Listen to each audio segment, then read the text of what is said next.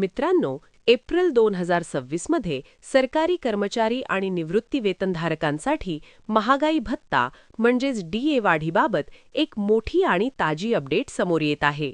सध्या 58% दराने मिळणारा डीए आता 60% वाढण्याची दाट शक्यता आहे आणि ही वाढ जानेवारी 2026 पासून लागू होणार असल्यामुळे कर्मचाऱ्यांना थकबाकीसह फायदा मिळणार आहे.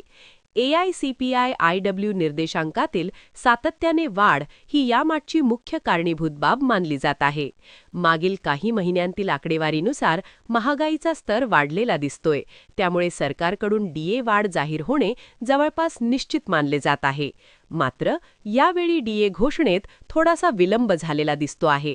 त्यामागे 8व्या वेतन आयोगाची प्रक्रिया हे एक महत्त्वाचे कारण मानले जात आहे. सरकार सध्या 8व्या वेतन आयोगाबाबत मोठे निर्णय घेण्याच्या तयारीत आहे, त्यामुळे डीए वाढीची घोषणा थोडी उशिरा होण्याची शक्यता आहे. पण यामुळे कर्मचाऱ्यांचे नुकसान होणार नाही, कारण ही वाढ जानेवारीपासून लागू करून थकबाकीसह दिली जाईल. म्हणजेच जेवढा उशीर होईल तेवढी थकबाकी अधिक मिळण्याची शक्यता आहे. या डीए वाढीचा थेट परिणाम कर्मचाऱ्यांच्या पगारावर दिसून येणार आहे. उदाहरणार्थ, जर एखाद्या कर्मचाऱ्याचा बेसिक पगार 30,000 रुपये असेल तर 58% प्रमाणे त्याला सध्या 17,400 रुपये डीए मिळतो. पण 60% झाल्यास हा डीए 18,000 रुपये होईल. म्हणजेच दरमहा 600 रुपयांची वाढ होईल. तसेच 2 ते 3 महिन्यांची थकबाकी मिळाल्यास एकूण रक्कम आणखी वाढेल. उच्च पगाराच्या कर्मचाऱ्यांसाठी हा फायदा आणखी मोठा असणार आहे. निवृत्ती वेतनधारकांसाठीही ही बातमी तितकीच दिलासादायक आहे, कारण त्यांचा महागाई राहताही याच दराने वाढतो. उदाहरणार्थ, जर एखाद्याची पेन्शन 20,000 रुपये असेल तर 58% नुसार त्याला 11,600 रुपये मिळतात. पण 60% झाल्यास तो 12,000 रुपये होईल. म्हणजेच दरमहा 400 रुपयांची वाढ होईल. त्यामुळे वाढत्या महागाईच्या काळात ही वाढ मोठा आधार ठरणार आहे. डीए वाढीची घोषणा नेमकी कधी होईल याबाबत अजून अधिकृत माहिती आलेली नाही, पण एप्रिलच्या शेवटपर्यंत किंवा मे 2026च्या सुरुवातीला सरकारकडून मोठी घोषणा होण्याची शक्यता आहे.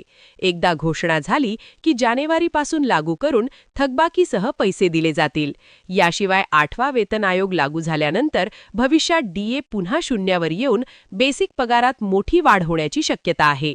सध्याच्या परिस्थितीत वाढती महागाई, इंधन दर, अन्नधान्य आणि इतर खर्च लक्षात घेता डीए वाढ ही सरकारी कर्मचाऱ्यांसाठी खूपच महत्त्वाची ठरत आहे. त्यामुळे या निर्णयाची सर्वजण आतुरतेने वाट पाहत आहेत. तसेच केंद्राच्या निर्णयानंतर राज्य सरकारेही त्यांच्या कर्मचाऱ्यांसाठी डीए वाढ जाहीर करण्याची शक्यता आहे. एकंदरीत पाहता एप्रिल 2026 हा महिना सरकारी कर्मचारी आणि पेन्शनधारकांसाठी आर्थिक दिलासा देणारा ठरू शकतो.